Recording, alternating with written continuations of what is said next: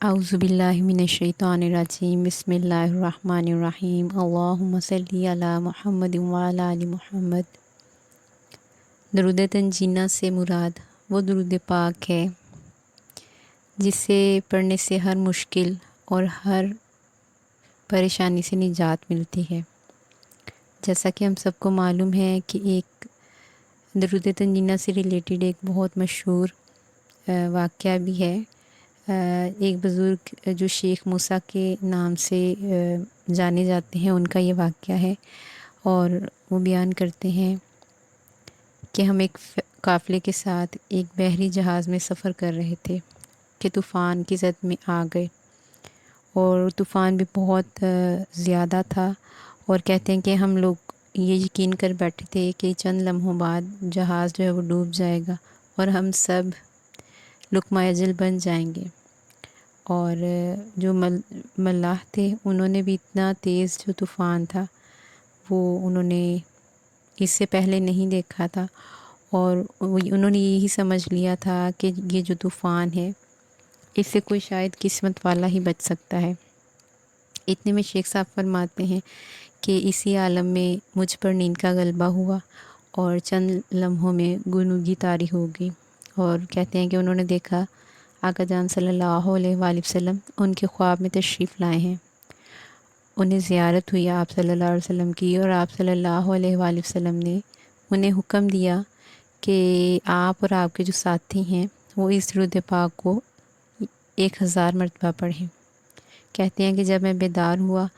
اپنے دوستوں کو جمع کیا، وضو کیا اور اس درود پاک کو پڑھنا شروع کر دیا۔ ان کا کہنا تھا کہ ابھی 300 بار یہ درود پاک پڑھا تھا کہ طوفان کا جو زور تھا وہ کم ہونے لگا، اور آہستہ آہستہ جو ہے طوفان جو ہے وہ رک گیا، اور تھوڑے ہی ٹائم میں جو آسمان ہے وہ صاف ہو گیا، اور سمندر کی جو سطح تھی وہ بھی پرامن ہو گئی۔ اس طرح درود پاک کی برکت سے تمام جہاز والے جو تھے ان کو اس مشکل سے نجات مل گئی۔ معزز سامعین، اس درود پاک کے بے پناہ فضائل ہیں، اور بزرگان دین نے بھی اس کو بارہا آزمایا ہے۔ جیسا کہ جناب غوث اعظم رضی اللہ تعالیٰ عنہ نے فرمایا ہے کہ ایک شخص نہایت مشکل میں گرفتار ہو گیا، اس نے وضو کر کے خود کو معطر کیا اور درود پاک پڑھنا شروع کر دیا، اور اس درود پاک کی برکت سے اس کی مشکل حل ہو گئی۔ اس درود پاک کو جو شخص ادب اور احترام کے ساتھ قبلہ رخ بیٹھ کر